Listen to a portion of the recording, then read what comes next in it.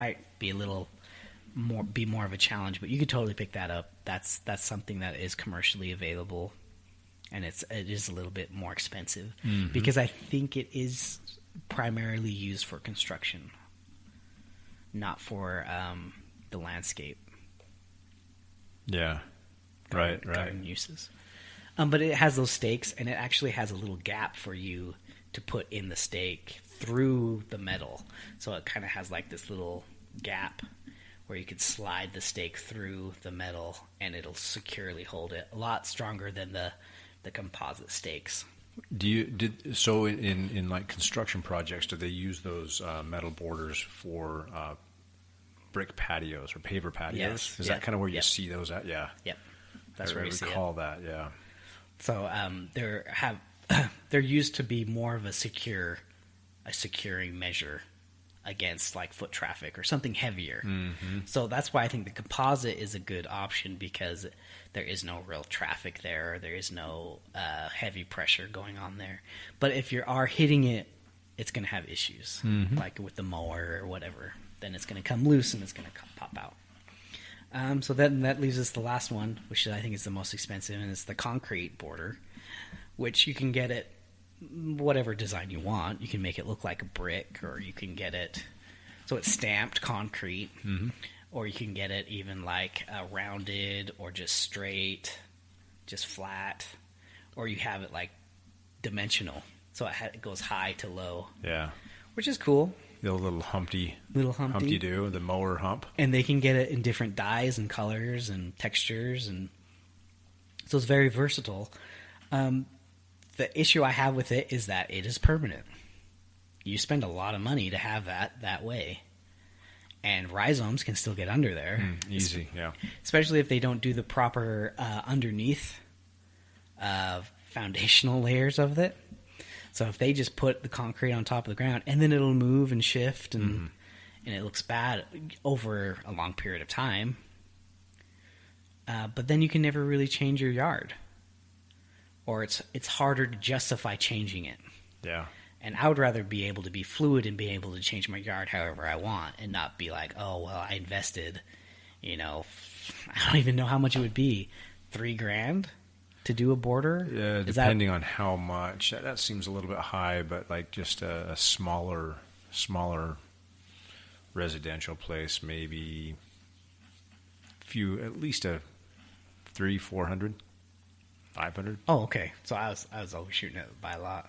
Yeah, it depends. It depends on. I think it's like, I want to say it's like $250 a foot, on up to like, depending on and that's just your basic. You start throwing patterns and colors in there, and it's on up to $5 a foot. Man, it can add up. Yeah, it looks good though. I mean, for your driving past, it looks all right. I mean, I have a different perspective on it, so it's not very easy to.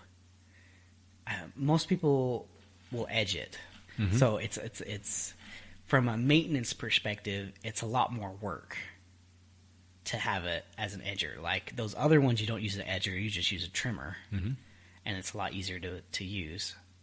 But man, I hated it. It's going around the corners, and it's hard to.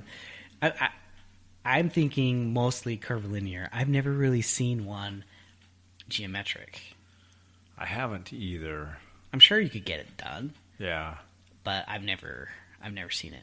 So, in my perspective, like using an edger to get around, it's a lot harder. A little bit more lawn maintenance issues with that than with the other ones, but it does look good. It can look good. Yeah. And I think it does have its place. I think people try to overdo it. Like I've seen it around trees, which is like, why? And you don't know how big that tree is going to get. Nope, because that root area is going to continually expand.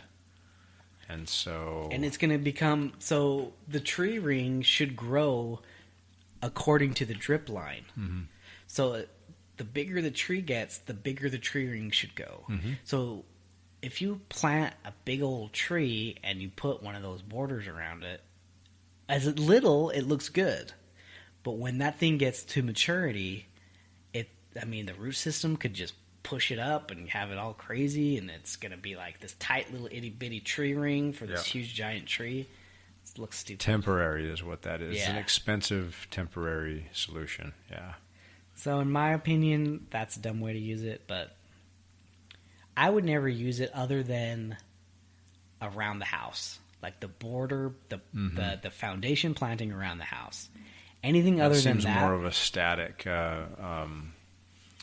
size, you know. I mean, that even that can change, you know, as you can expand your square footage, but yeah, that one seems like it is a little more static. I guess it just depends on what you want. Like if you have no desire to garden, then why are you listening to this? No, it's just yeah. Anyway, so one thing came to mind is as far as borders go, I was just thinking like a dry stack wall, because that could be like kind of like a border wall. Those are cool. Yeah. Anyway, yeah, easy to do, quite expensive. Can add a lot of dimension to your landscape. It's worth it if you're willing to put in the work. But yeah, the cost is just the rocks. There's no mortar with a dry stack. Tiny bit of prep of maybe like behind the dry stack wall with some pea gravel and stuff, but yeah, it's just being super methodical. You put a little bit of foundational layers underneath, or do you just stick it on the ground? Yeah, I do. I would do like some pea gravel underneath. Maybe like an inch of that. Okay. And then pound it down so it's all nice and firm and ready to go and level. And then just rock and roll with it and play Tetris.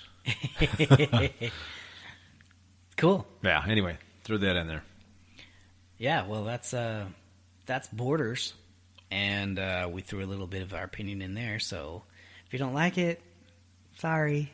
It's all good. It's all good in the hood. So all right. Thanks, Brad. We'll see you next time. Later.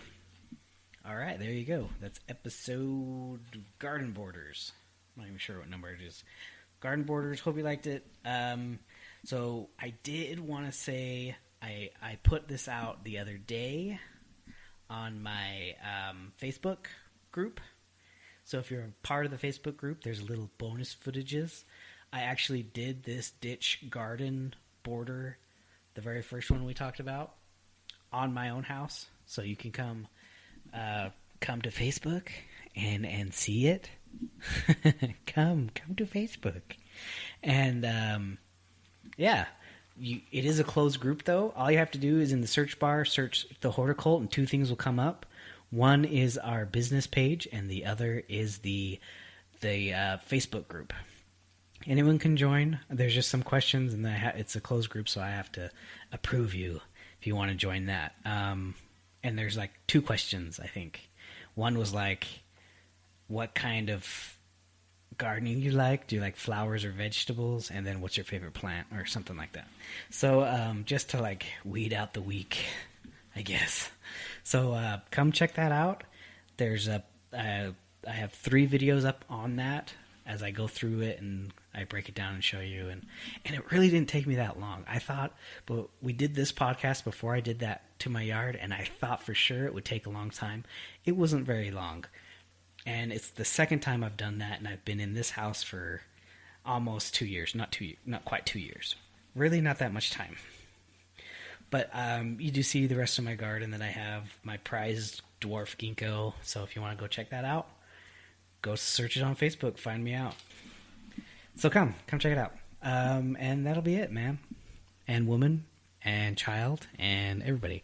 So thanks, Podlings. Remember to plant on, Babylon.